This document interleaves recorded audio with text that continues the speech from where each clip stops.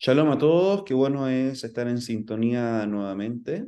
Qué bueno es poder estar compartiendo un nuevo estudio de la Parashá semanal. En este caso, como pueden ver, nos toca estudiar la Parashá Kitetse.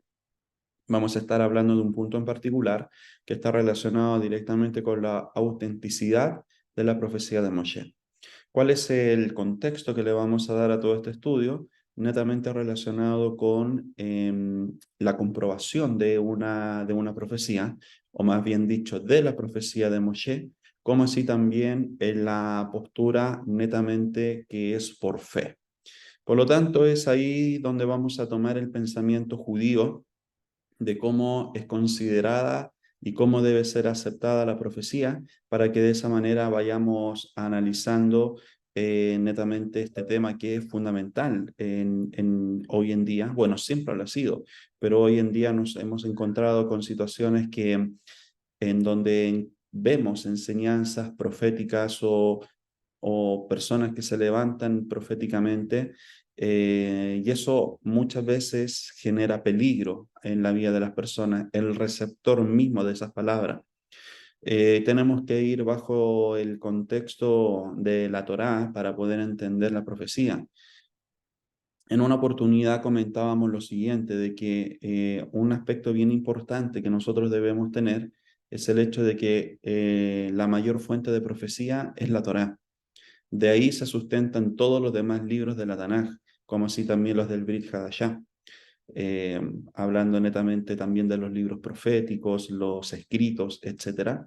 Es ahí en donde se sustentan netamente en la Torá, que es el libro profético con mayor fuerza, con mayor contenido profético, y que sin lugar a dudas pone a Moshe como el más grande de los profetas. Por esa razón es fundamental que nosotros vayamos entendiendo de qué se trata la profecía, tener el discernimiento espiritual como para poder llegar a decir esto no corresponde, esto sí corresponde, y es ahí en donde puedes filtrar a quién escuchas y a quién no. En, en el primer capítulo, o en el capítulo introductorio del libro del remanente de Rivka, encontramos aspectos que son muy interesantes respecto a lo que es la profecía. Si aún no tienen el libro, se los recomiendo. Es el libro de nuestro rabino Isaac Shapira, el remanente llamado Rebeca, y en el primer capítulo, en el capítulo introductorio, van a encontrar información, pero precisa, información muy relevante que nos explica lo que es la profecía hoy en día. Yo quisiera tomar algunos extractos primero para darle contenido y así también darle profundidad al tema que queremos tocar el día de hoy. Y quiero resaltar un enfoque rabínico eh, que considera nuestro rabino Isaac Shapira en la escritura de su libro. Nos dice que los sabios enseñaron después de la muerte de los últimos profetas, vale decir, de Ageo, de Zacarías, de Malaquías, el espíritu divino de la revelación profética se apartó del pueblo judío, pero sin embargo seguían utilizando la voz divina, que ellos oían como una especie de eco de profecía. Bajo este contexto en particular entendemos de que ese espíritu profético ya no está en estos días, pero lo que sí hay es un eco de la profecía. Son pequeñas voces de profecía, pero no en la intensidad que hubo en los tiempos proféticos. Por lo tanto, es acá en donde tenemos que tener mucho cuidado cuando se levanta tanta cantidad de profetas, sobre todo considerando de que la profecía siempre se basa en Israel. Entonces, si se levantan profecías que están fuera del contexto de Israel, es una de las primeras alertas, de una de las primeras banderas rojas que se van levantando como señal, como para poder decir hasta qué punto voy a seguir escuchando a una persona que está hablando, entre comillas, proféticamente. Entonces, en su libro, Nuestros Rabinos relata lo siguiente: el espíritu de la profecía, encarnado en aquellos que consideramos profetas, partió de Israel durante los días del primer templo, lo que significa que ya no hay profecía ni profetas en nuestros días. Sin embargo, un residuo de la voz celestial, conocido como el Bat Kol, traducido literalmente como la hija de la voz, pertenece dentro de Israel en la actualidad. La Bat Kol es una mensajera de Dios mismo, un tipo de revelación de los cielos que solo unos pocos individuos selectos pueden escuchar. Por lo tanto, no considere a ningún hombre o mujer como profeta. Es acá en donde, si nos vamos nuevamente a un pensamiento judío, nos dice lo siguiente: por lo tanto, si un hombre apto para la profecía viene como mensajero del nombre y no viene a añadir ni a disminuir, sino que a abogar el servicio de Dios según los mandamientos de la Torá, no se le dice divide el mar ante nosotros, o resucita a los muertos, o realiza milagros similares, y solo entonces creeremos en ti, sino que se le dirá: si eres profeta, predice las cosas que han de suceder. Si, en efecto, las predice, esperamos a ver si sus palabras se cumplen o no lo hacen, pues si falta un mínimo detalle, es seguro que es un falso profeta. Dos cosas. Primero que todo, nos encontramos con la situación misma de cómo prácticamente tiene que ser el discernimiento o el filtro ante personas que prácticamente se hacen llamar profetas. Nosotros entendemos que hoy en día la gente necesita ver, la gente necesita del espectáculo, necesita muchas veces del show que se levanta. Por lo tanto, hay muchas cosas que prácticamente le llaman la atención y creen que a través de aquello, a través de ver esas señales, etcétera, creen estar en un lugar correcto. Pero la forma en que la persona tiene que ver, comprobar la autenticidad de una profecía, netamente tiene que ser a través de la Torá. Ese es el medio, ese es el mecanismo por el cual. Si la profecía que se está diciendo está lejos de la Torá o no tiene nada que ver con el pueblo de Israel, entonces es una profecía falsa. Acá hay muchos, como dice el pensamiento judío. Si tú quieres prácticamente ver si la persona que está dando la profecía, esa profecía es de Dios o no, se le van a pedir señales. Pero tú no lo hagas, o sea, no digas divide el mar entre nosotros, o resucita muertos, o realiza milagros similares, que solo entonces creeremos en ti, sino que se le debe decir: si eres profeta, predice las cosas que han de suceder. Hoy en día, ustedes también se han dado cuenta, ves que pasa una catástrofe, una calamidad en una nación, en un país, se levantan profetas, entre comillas, y empiezan a decretar los juicios, empiezan a decretar prácticamente del por qué ocurrió todo eso y que nuevamente anuncian otras catástrofes y otras cosas más, cosas que después no ocurren. Se levantan netamente porque tienen que estar alimentando aquello con el fin de no perder su vigencia. Sé que puede sonar un poco duro lo que estoy diciendo ahora, pero es la realidad. Y aún así debemos considerar de que por muy fuerte o por no fuerte sean unas palabras, es netamente para advertir a aquellos que se levantan inescrupulosamente como profetas con otros fines, o que solamente hablan por medio del sentimiento, por medio de otras cosas, de la emoción del momento, pero no basados en una revelación que viene de parte de Hashem. Por lo mismo, es acá en donde el consejo del Rambam es el siguiente: esperar y ver. No se trata de que al momento en que una persona se levante y tú digas: ah, ya, este es que dijo esto otro. No, no. Espera y ve. Ante cualquier persona que afirme hablar en nombre de Dios, tienes que esperar y tienes que ver. Por lo tanto, ¿qué es lo que nos dicen? Los sabios nos advirtieron que los que calculen el fin de los días sean malditos. Es ahí en donde prácticamente ninguno puede dar a conocer lo que muchos hacen, que el fin del mundo es tal fecha, tal fecha, tal fecha. No. Tengan cuidado con eso. Tengan cuidado con quienes escuchan y tengan mucho cuidado si solamente se están alimentando de profecías. Cuando vienen personas y dicen que tengo una revelación del Espíritu Santo y esto me reveló y esto y lo otro. Si eso no está relacionado directamente con Israel, tengan mucho cuidado. Si son profecías individualistas y no de nación, también tengan cuidado. Porque el tenor de la profecía que vemos en la Torá, que vemos en la Tanaj, está relacionada directamente con una profecía nacional. Bueno, anteriormente también damos a conocer lo siguiente, lo que nos dice el pensamiento judío. Si en efecto predice, esperamos saber si sus palabras se cumplen o no lo hacen. Bueno, ustedes podrían decir, ya, pero ¿qué es lo que ocurre con la profecía de Jonás? Que va a Nínive, predice algo y eso no ocurre. Recuerden de que el tenor de esa profecía era llevar al arrepentimiento a las personas que están relacionadas con Nínive o que viven en ese lugar.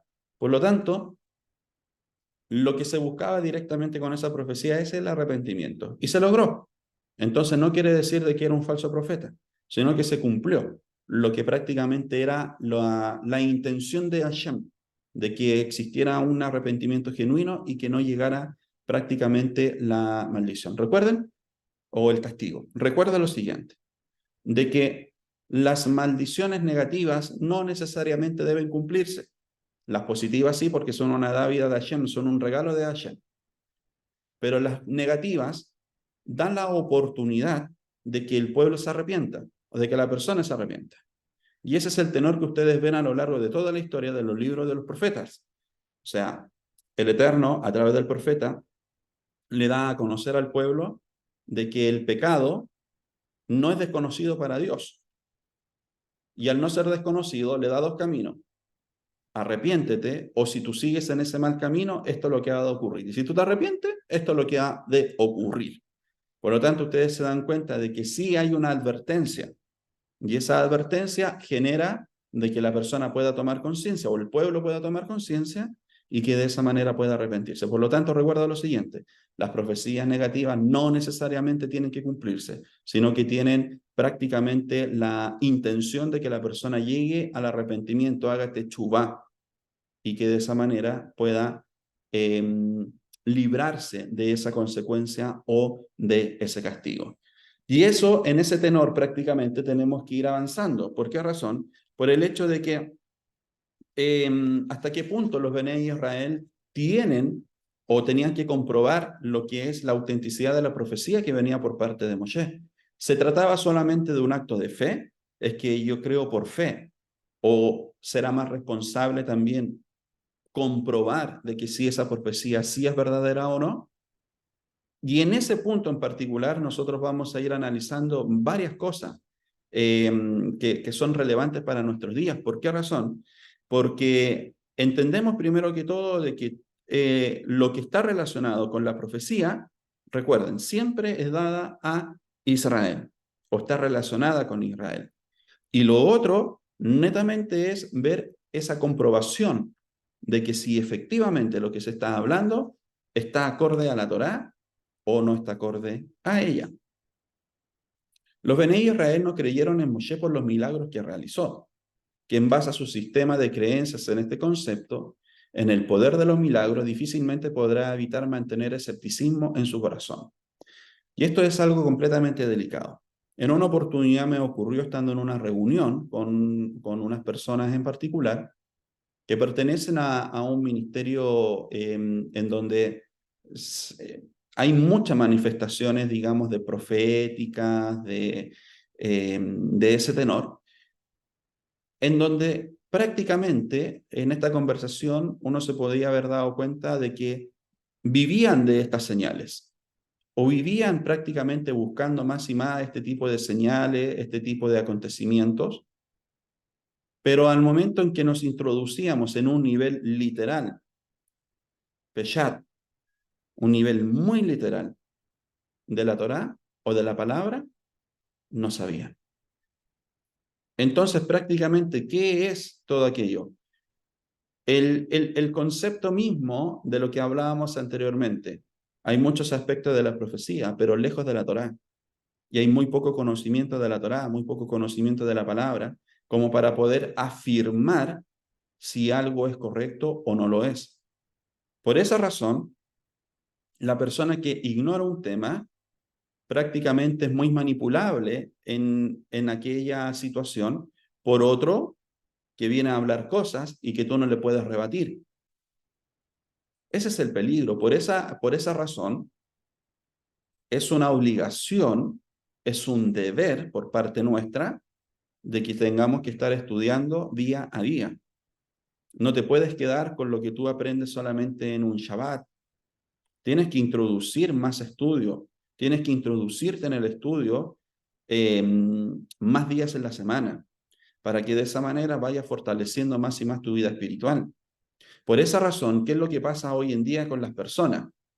Una generación perversa y adúltera busca señal, y no se le dará la señal, sino la señal de Jonás, y dejándolos se fue. Es lo que pasa hoy en día.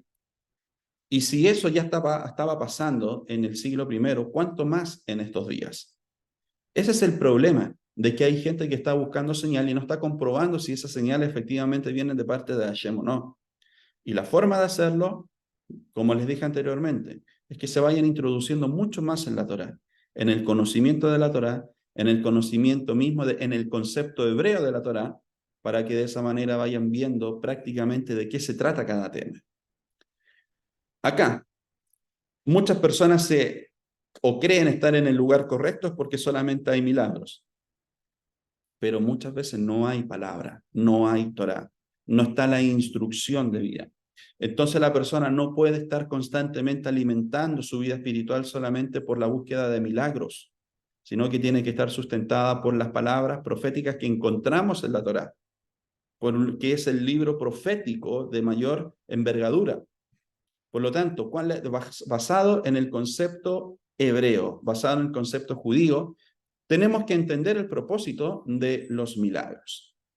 Todos los milagros efectuados por medio de Moshe son basados en el surgimiento de una necesidad mayor y no para verificar el fenómeno de la profecía. O sea, recuerde lo siguiente, en este caso en particular, la profecía o los milagros en particular, perdón, no están para reafirmar de que Moshe sí es profeta, sino que tienen prácticamente otro surgimiento o otra necesidad que es mayor. En el caso mismo de los milagros que ocurrieron por medio de Moshe, era para la liberación del pueblo, no era para reafirmar prácticamente el ministerio de Moshe, sino que ese era el tenor, netamente de que Faraón pudiera liberar a los Bene Israel de Egipto. Dicho eso, hoy en día podemos ver de que muchos entran en este concepto de los milagros para reafirmar sus propios ministerios, para reafirmar su propio llamado. Pero prácticamente no tiene nada que ver con lo que es ver la necesidad o el propósito por el cual se está realizando un milagro. Los milagros no son individualistas, no son para elevar a la persona y ponerla en un pedestal mucho más alto que las demás personas. Por ejemplo, en cierta manera es como cuando tú ayudas a alguien, das caridad a alguien, pero no lo haces porque estás pensando en la necesidad del otro, que lo necesita, sino que estás pensando en ti para calmar tu conciencia y para poder llegar a pensar, bueno, yo ya hice un buen acto, pero nunca pensaste en el otro. Nunca pensaste que con la ayuda que le estás dando, la intención con la cual tú lo estás haciendo, es para poder sacar a esa persona de un grado de aflicción, de un grado de problema, de un grado de angustia. No lo sé, sea cual sea. Pero si solamente piensas en ti para calmar tu conciencia y decir, bueno, por lo menos hice algo bueno, la verdad es que se pone complicado el asunto.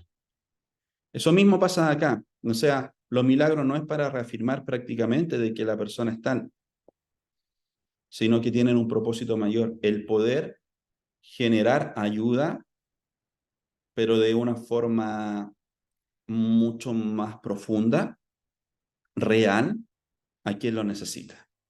Entonces, basados en el judaísmo, entendemos que al referirnos a milagros, vamos de inmediato a la palabra nes, que nos indica una seña o también un signo. Esto nos permite entender que se trata de toda acción o evento que da testimonio de la acción de Dios en el mundo.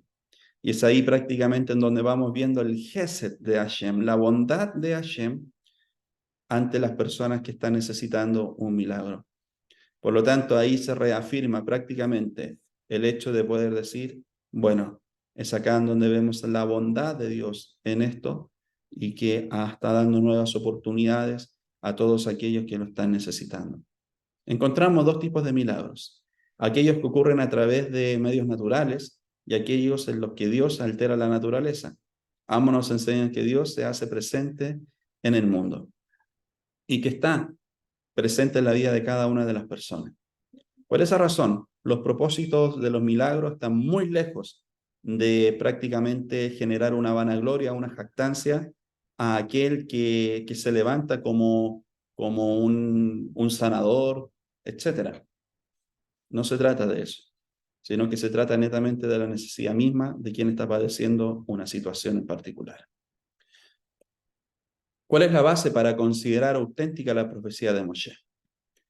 La fuente primaria, como respuesta, se encuentra entre Hashem, es el encuentro, perdón, entre Hashem y no solo con Moshe, sino que también con todo el pueblo en el monte Sinaí.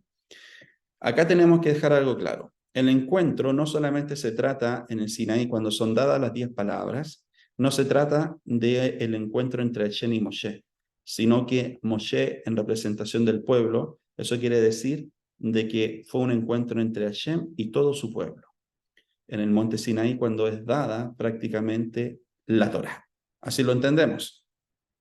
Resumido, los 613 mandamientos que posteriormente también vamos viendo de que se van añadiendo de acuerdo a las necesidades que están llevando o están trayendo ante Moshe el pueblo.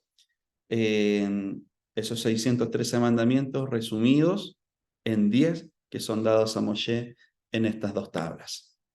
He aquí que vengo hacia ti en una espesura de la nube, para que el pueblo oiga cuando te hable y también para que crea en ti por siempre. Éxodo 19:9. Aquí me llama mucho la atención todo aquello. Para que el pueblo oiga cuando te hable y también para que crea en ti por siempre. Primero que todo, la fuente de la profecía, la autenticidad de la profecía de Moshe se encuentra en este punto. Es en el encuentro que ocurre en el Sinaí. Por esa razón, todo el pueblo tenía que ser testigo de que Hashem sí estaba hablando con ellos, en representación de Moshe. Y es ahí en donde vemos de que hubo una gran cantidad de testigos. No hubo 2 o 3, como nos dice la Torá, sino que hubo todo un pueblo que escuchó y que a través de esa acción es el Eterno el que está reafirmando de que la profecía que ha de salir de la boca de Moshe es palabra de Dios. Por lo tanto, esta es una fuente de comprobación. Esta es la fuente raíz, la fuente primaria de la comprobación de que todo lo que nosotros encontramos en la Torá es profecía auténtica, es profecía verdadera. De todo esto entendemos que antes de este evento no creían en Moshe con una fe eterna, sino que solo tenían una fe que estaba abierta a ser reconsiderada. Y eso es lo que pasa con las personas que netamente ponen eh, su análisis, por así decirlo, bajo una profecía en lo que es en la fe, porque no hay un sustento.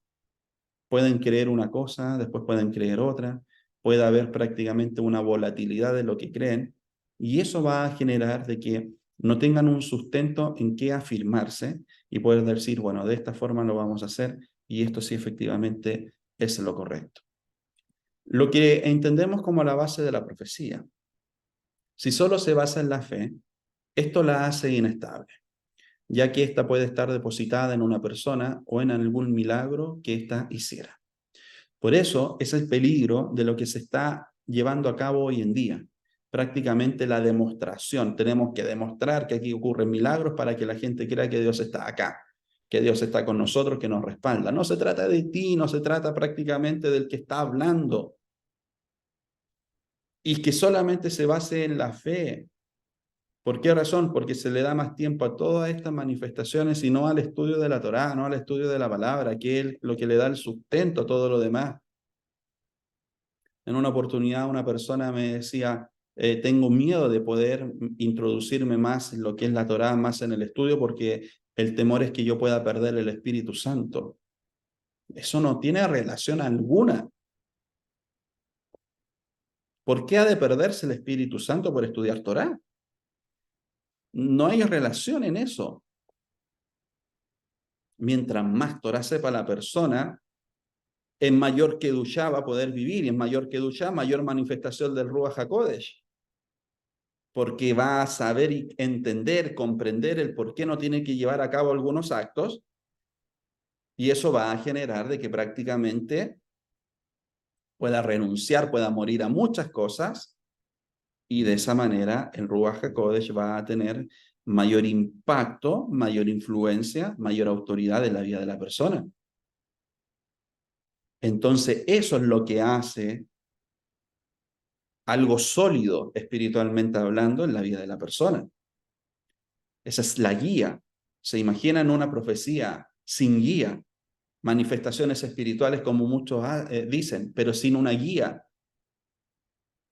sin como un cable, digamos, a tierra que es la Torá, para poder ver, verificar efectivamente si esto está lejos o no de la palabra, y si está lejos de la palabra, desecharlo, y si está relacionado con la Torá, bueno, el resultado es distinto. Pero de eso se trata todo esto.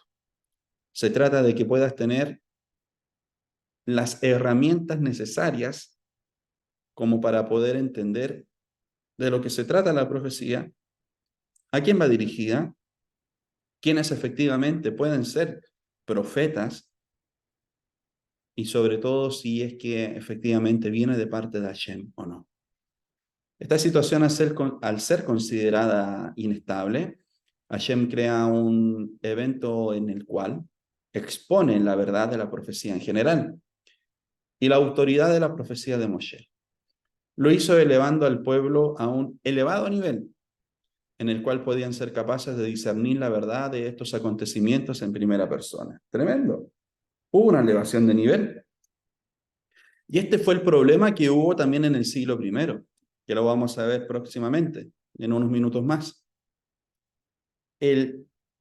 Para poder recibir, o como para ser receptores, más bien dicho, de algo oculto, de una revelación, o que el Eterno más bien diga, el dicho, va a revelar algo que estaba oculto, algo que era un sod, un secreto, la persona tiene que estar elevada espiritualmente.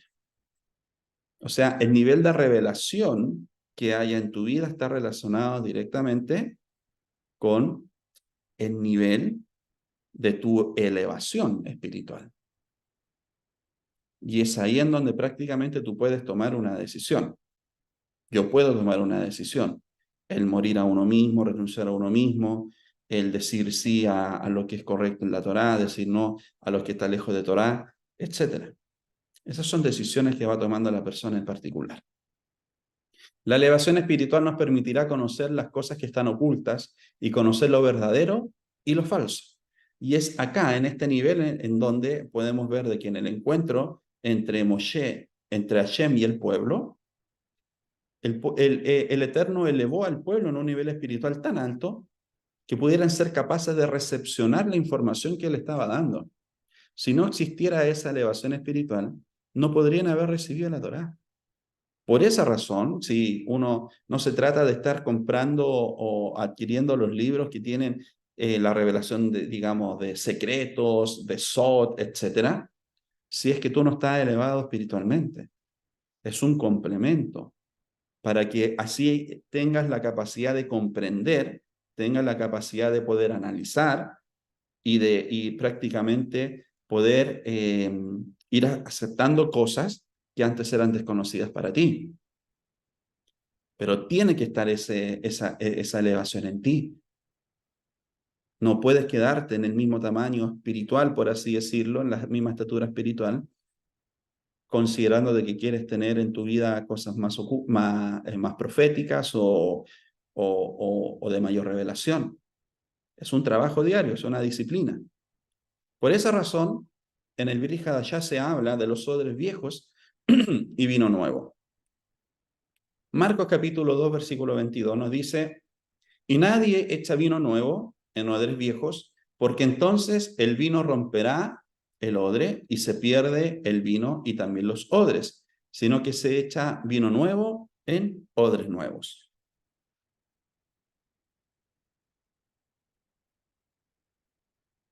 Para que un odre pueda ser capaz de recibir todo ese vino nuevo,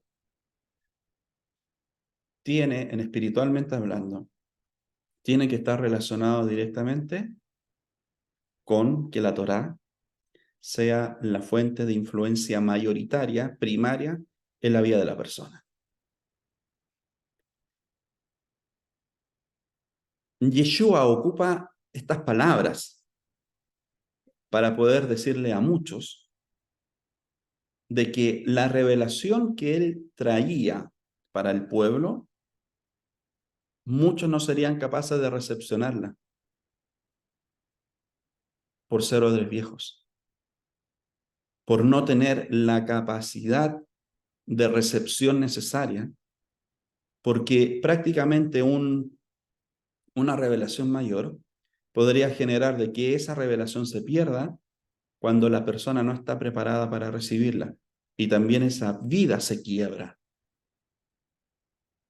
Por esa razón, es fundamental de que en este aspecto en particular, lo que está ocurriendo con Moshe, o sea, el pueblo ya cree, ya ha comprobado la autenticidad de las palabras de la profecía de Moshe porque fueron testigos en el Sinaí. Eso lo elevó espiritualmente. Hoy en día, para esa comprobación como tal de profecía, debemos estar elevados espiritualmente y ser un odre viejo nos sirve. Y ese es un aspecto que nosotros tenemos que tomar con mucha responsabilidad, que es el de capacitarnos, prepararnos y que de esa manera también sea el Ruach el que esté influenciando mucho más en nuestra vida, porque es la Torah la que influencia en nuestra vida. Y ya no hacemos digamos, los mandamientos prohibitivos, ya los hacemos, como así también los demás, porque sabemos la consecuencia que traen, no solamente en el literal porque dice no lo harás, sino que entendemos el por qué no debemos hacerlo. Y eso claramente nos va a elevar, esa búsqueda constante. Pero si, insisto en esto, si solamente tú te quedas con un nivel y tú dices, no, para mí esto es suficiente, nada más. Bueno, ese va a ser el nivel de revelación que va a haber en tu vida. Pero si quieres profundizar, tú ya sabes el trabajo que también tienes que hacer. De acuerdo al misticismo judío, las enseñanzas de mayor potencia, las más profundas, las que poseen secretos, provienen de lugares altos, lugares que no están supeditados al tiempo y espacio. Por esa razón, ¿cuál fue el mensaje de Yeshua cuando vino al escenario de esta tierra? El reino de los cielos se ha acercado. Y es aquí en donde vamos a entender un concepto como tal. Planteo la pregunta, ¿el reino de los cielos es algo externo o es algo interno? Y al momento en que vayamos analizando la respuesta de aquello, muchas cosas van a tomar un real y un verdadero sentido en nuestras vidas. En el libro de Juan nos encontramos con el siguiente relato. Mía, mi enseñanza no es mía, sino del que me envió. Entonces, quizás por esta razón, es por esta razón que sus opositores no lo entendieron. ¿Por qué no entendéis mi lenguaje? ¿Por qué no podéis escuchar mi palabra? Y es acá en donde está el problema de la recepción. Estamos hablando netamente de acá, de que era tanta la revelación que Yeshua estaba trayendo al pueblo, que ojo, lo que él hablaba con sus discípulos era muy distinto a lo que él hablaba con el pueblo. Lo que él hablaba con sus discípulos tenía un mayor nivel de revelación. Eran palabras mucho más potentes, eran palabras con enseñanza mucho más profunda. Por esa razón ellos sí podían tener o sus vidas estaban preparadas para recibir ese vino nuevo. Que ojo también con esto, no se trata digamos, de algo nuevo, de algo que no estaba y de que muchos, como dicen, de que ya la Torá no está vigente porque Yeshua vino a enseñar algo nuevo. Cuidado, aquí estamos hablando de secretos de la Torá, no de algo nuevo. sino que el secreto de la Torá. En una conferencia, en el mes de mayo, les decía a las personas lo siguiente. ¿Qué fue lo que enseñó Yeshua? ¿Enseñó el Brit Hadashah? ¿Enseñó los libros del Brit Hadashah? No, enseñó Torá. Se basó en los libros proféticos, en los escritos. Porque al momento en que Yeshua estaba en el escenario de esta tierra, no estaban escritos los libros que hoy conocemos en el Brit Hadashah. Por lo tanto, es acá en donde vino a profundizar la enseñanza misma de la Torá. Le dio la verdadera interpretación, porque en ese tiempo habían muchos religiosos de la época que daban otras interpretaciones o que prácticamente estaban poniendo más cargas en el pueblo. Pero Yeshua vino a revelar una interpretación más profunda de la misma Torá, porque Yeshua vino a cumplirla completamente y así lo hizo. Entonces, sí o sí debemos tener una mayor capacidad de recepción. Las enseñanzas más reveladoras, las que poseen un mayor poder que Yeshua venía a revelar, necesitaban de recipientes con mayor capacidad de recepción. El mensaje primordial de Yeshua fue el reino de los cielos, que pertenece al universo de Atzilut, conocido también como el universo de la emanación. Y esto es tremendo porque es acá en donde prácticamente vamos a entender otro de los significados como para poder ver cómo uno puede acceder a lo que es el Atzilut. El mensaje de vida eterna que transmite Yeshua tiene tal capacidad de elevar el entendimiento. Mire, lo mismo que estaba ocurriendo en el Sinaí, ahora lo estamos viendo netamente en Yeshua. Tiene la capacidad de elevar el entendimiento y conciencia más allá de todo marco histórico, salir de la información histórica para que entre la información de la revelación de los Sod, permitiéndonos disfrutar de la eternidad. Prácticamente las enseñanzas de Yeshua nos sacan del escenario de esta tierra, de lo que conocemos en esta tierra, y nos eleva a una vida o prácticamente a disfrutar, como dice el texto, de la eternidad. O sea, nos da una visión mucho más amplia, una visión en donde prácticamente podemos entender la importancia de la elevación espiritual en la vida de las personas. Eso es primordial, eso es fundamental. Por lo tanto, todas las enseñanzas de Yeshua nos tienen que provocar eso. Si lo provocó en todos aquellos que estuvieron con él en el siglo I, también tiene que provocarlo en nuestras vidas. Por lo tanto, ahora con esa misma profundidad en particular, podemos entender el mensaje de Yeshua de una forma mucho más poderosa para nuestra vida. ¿Hacia dónde nos está llevando ese mensaje? A que dejemos los distractores de este mundo de lado y nos enfoquemos netamente en lo que es relevante para nuestras vidas. O sea, nos está sacando prácticamente de la vida temporal en el escenario de esta tierra para que nos estemos enfocando en lo que es la vida eterna en el mundo venidero.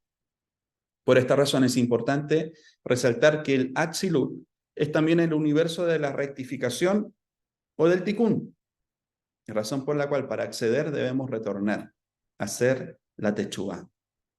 Y esto ya es tremendo, por el hecho de que es el punto clave para poder acceder a todo este conocimiento, el arrepentimiento, la Teshuvá. Cuando es genuina, cuando es verdadera, eso genera de que la persona tenga otra conducta de vida y que esté más relacionada con las cosas correctas, que esté más relacionada directamente con todos aquellos aspectos que lo van a hacer o que van a permitir que se eleve espiritualmente. ¿Hacia dónde retornamos? Keden Ben-Jibar lo describe de la siguiente manera. Volvemos al encuentro del alma con su creador. Retornamos al punto de partida donde toda ilusión de independencia es anulada para unirnos a la totalidad. En simples palabras, la persona que se aleja de Dios es porque quiere una independencia. Quiere hacer lo que quiere. El retorno como tal nos permite entender de que tú ya no quieres vivir de esa forma independiente, sino que quieres que Dios esté en tu vida. O sea, sales de tu independencia, sales de tu isla de tu como llanero solitario, para que te unas a la totalidad, para que te unas a Dios. De eso se trata el retorno, de eso se trata la Teshuvá. Por lo tanto, todas estas verificaciones de la profecía están basadas en hechos. No hay ningún documento religioso fuera de la Torá que dé a conocer una historia de unión masiva entre Hashem y su pueblo. Este fue el punto clave para comprobar esa autenticidad. Los judíos siempre han tenido la obligación de conocer las fuentes bíblicas y talmúdicas de sus creencias. Por esa razón, nosotros, las enseñanzas que damos están relacionadas directamente con comprobaciones, 2 o 3 testigos, para que de esa manera podamos verificar de que efectivamente es así, está correcto, está basado en un pensamiento correcto lo que estamos hablando. Como fuente primaria de testigo, la Torá, obviamente. Así podemos considerar los escritos rabínicos, el Talmud, la Mishnah, la Gemara, etc. Podemos considerarlos como testigos para que de esa manera todo lo que se está hablando tenga un sustento y no sean palabras que se le ocurrieron a la persona en el instante o en el momento. Hay que tener cuidado con eso, sino que tiene que haber fuentes de comprobación. Esto nos lleva no solo a pensar, sino también a cuestionar, razón por la cual encontramos tantas discusiones rabínicas en un solo tema. Y eso es lo enriquecedor, porque una persona ve el mismo tema de un enfoque, otro de otro, etc. Y eso permite de que prácticamente podamos ver la figura completa. Podemos ver varios puntos de vista y que muchos de esos puntos de vista nos van a ayudar a entender el porqué, el planteamiento de esa idea. Pero todo fundamentado, todo argumentado. Eso es lo que genera la discusión, en el buen sentido de la palabra, no la discusión como pleito, como pelea, sino que el debate de ideas, el debate de puntos de vista que van a permitir que la persona también siga avanzando. Para desarrollar una relación con Dios, primero uno debe ser apto para que Dios pueda relacionarse con uno. Y de eso se trata la elevación espiritual. Por eso en el Sinaí, el pueblo tuvo que ser preparado para elevarse espiritualmente y que es ahí en donde pudo tener un contacto con su creador, con Hashem. Y Hashem pudo revelar las 10 palabras. Por esa razón, nosotros debemos estar buscando siempre ese crecimiento para estar aptos y recibir lo que Hashem efectivamente nos quiere dar. La Torá ve el quiebre en la fe del pueblo. Esto como resultado de la ignorancia de fuentes. Se dan cuenta de que la creencia de la profecía, en el caso de Moshe, o la creencia de la profecía en general, no netamente tiene que ser basado en la fe, porque eso, el resultado va a generar un quiebre, porque la persona no trabaja en la comprobación o en la búsqueda de las fuentes. Vemos una declaración clara que nos dice en Yerushalmi, en el 1.7, que nos dice lo siguiente: ¿quién es el hombre sabio que entenderá esto? ¿Quién es él a quien la boca de Dios le habla que pueda explicarlo? ¿Por qué la tierra pereció y se volvió seca ante el desierto sin ningún transeúnte? Pero Dios ha dicho, por su olvido a mi Torá, que yo puse frente a ellos. Lo fundamental de todo esto, miren, vamos a ir al tecnicismo de lo que nos dice el Yerushalmi. Y es netamente el hecho de que es acá en donde vamos viendo ese tecnicismo para poder llegar a la comprobación que está basada netamente en las preguntas. Y es ahí en donde estamos recibiendo una respuesta que nos va a permitir tomar acción. Pero cuidado con quienes nos preguntan. Ese tecnicismo de pregunta nos va a llevar prácticamente a poder ver qué es lo que se está haciendo, qué es lo que se está haciendo mal, y de esa manera rectificarlo. Esta es la importancia de las preguntas. Para el misticismo judío, las preguntas son incluso más importantes que las respuestas, ya que éstas esconden información. Es por ello que son consideradas klipot, entendiendo esta palabra como cáscara, corteza, o en este contexto como transgresiones. Y nosotros ya hemos estudiado respecto a las klipot y lo que generan prácticamente la vida de la persona, que la luz que el Eterno ha depositado en el interior de cada una de las personas no pueda darse a conocer porque están cubiertas por las clipot. Entonces, ¿qué hacen las clipot? Las clipot esconden luces del más alto nivel esperando ser reveladas. Su origen se remota al Tzimtzut Aleph, momento en que se rompieron las vasijas dando lugar a las 288 clipot. Aprender a preguntar es la clave, ya que la pregunta revela energías de tan alta potencia que puede ayudarnos a romper esas cáscaras. La pregunta o las preguntas rompen las clipot que ocultan prácticamente las respuestas. Por esa razón, no te puedes quedar netamente con ese conocimiento o con las dudas, porque eso va a generar de que sigas en esa oscuridad de duda y que no sea revelado lo que te genera duda, que no sea revelado prácticamente lo que puede sacar a luz un área en tu vida que no está desarrollada hasta este instante. Rabbi Shimon bar Yochai enseñó basado en este versículo: si observas ciudades en la tierra de Israel que han sido erradicadas de su lugar, deberás saber que esto ha sido porque fallaron en contratar escribas y maestros de la Torá. Rabbi Yehudá Hanasí, siguiendo la prescripción de Rabbi Shimon, envió a Rabbi Jibá, Rabbi Así y Rabbi Amí a recorrer la tierra de Israel para que se encargaran de contratar escribas y maestros de Torá. Llegaron a cierta ciudad y no pudieron encontrar a ni un solo escriba o maestro, que instruyeron a los habitantes que les preguntaran a los guardianes de la ciudad y trajeron al jefe de la policía local. Ellos dijeron: ¿ustedes creen que esta gente, la fuerza policial, son los guardianes de su ciudad? Estos son los destructores de su ciudad. ¿Quiénes entonces son los guardianes de nuestra ciudad? Ellos dijeron: sus escribas y maestros son sus guardianes. Como está escrito: si Dios no construye la casa, en vano es que sus trabajadores trabajan en ella.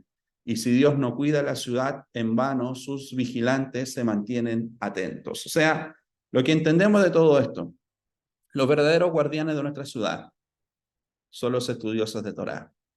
Y los estudiosos de Torá son los que van a guardar al pueblo de falsas profecías. La Torá va a generar de que prácticamente tú puedas tener la capacidad y puedas ser guardián también en tu vida, guardián en tu familia, en tu comunidad, de falsas profecías o de hombres que se levanten hablando cosas que no tienen ningún sentido en la Torá.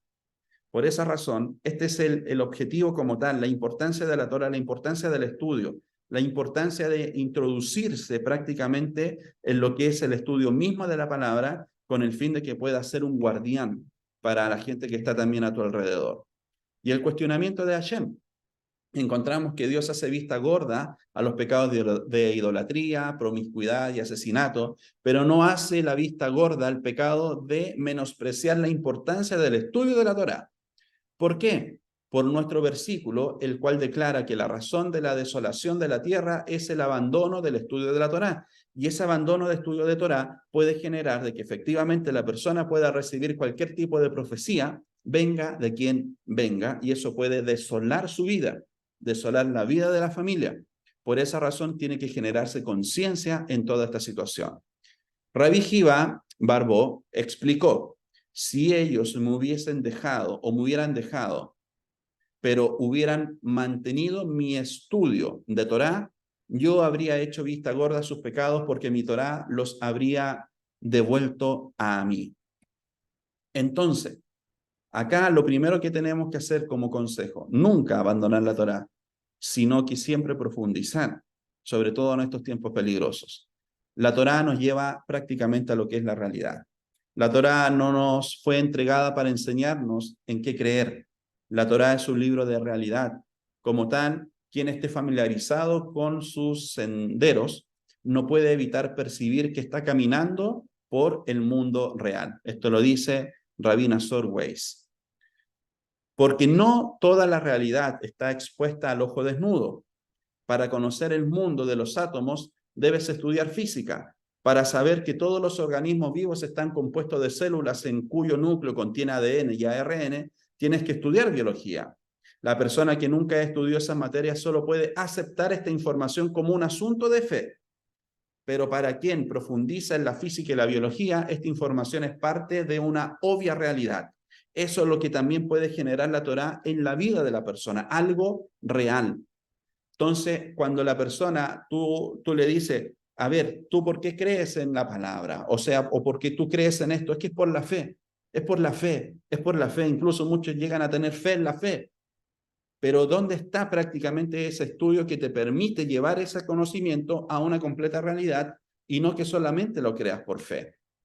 Todos los creyentes judíos deben estudiar Torá para que su creencia sobreviva, ya que sin el estudio de la Torá el judaísmo se transforma en un asunto de pura creencia, el cual no puede ser verificado por la experiencia diaria en el mundo exterior. La única forma de transformar al judaísmo en una verdad observable es sumergirse en el estudio de la Torá.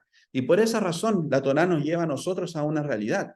Maimónides comienza su obra maestra del Yad Hasaká con una discusión sobre este mismo mandamiento, pero ahí lo describe de una forma diferente. ¿Qué es lo que dice en los fundamentos de la Torá? La base de todas las bases y el pilar de toda la sabiduría es saber que hay una existencia primigenia que trajo, a todas las creencias subsecuentes a la existencia y que todas las cosas que existen, ya sea en los cielos o en la tierra o en cualquier otra región entre estas, derivan su existencia de la verdad de su esencia. Por lo tanto, solo el judío que alcanza el nivel de transformar su fe en conocimiento es quien está listo para enfrentar la prueba de fe. Y eso es lo que se generó prácticamente en el Sinaí. Este judío vive en una realidad dual, la realidad del mundo físico y de sus sentidos en el cual nació, y la realidad que le fue revelada por medio de su conocimiento de Torá. Todo este conocimiento va a generar de que la vida de la persona esté elevada y pueda comprender mejor el concepto mismo de la vida y así también lo que ha de hacer en el escenario de esta tierra. Saber qué voces escuchar, saber qué voces no escuchar y sobre todo entender el concepto mismo de la profecía para que no venga alguien y se levante inescrupulosamente decir que viene de parte de Dios a hablar y que esa palabra o que esa profecía esté lejos de Dios y lejos de su Torá. La responsabilidad también recae en nosotros, por el hecho de que si no nos introducimos en el estudio mismo de la Torá, ¿de qué forma vamos a tener las herramientas para poder llegar a comprender o decir de que lo que él está diciendo es verdadero o no lo es? Recuerden siempre la fuente de comprobación y que de esa manera todo el estudio que puedan llevar a cabo a lo largo de sus vidas pueda generar un real crecimiento y desarrollo en cada uno de ustedes. Sigan disfrutando de este bello Shabbat junto a sus familias y sus comunidades. Shabbat Shalom.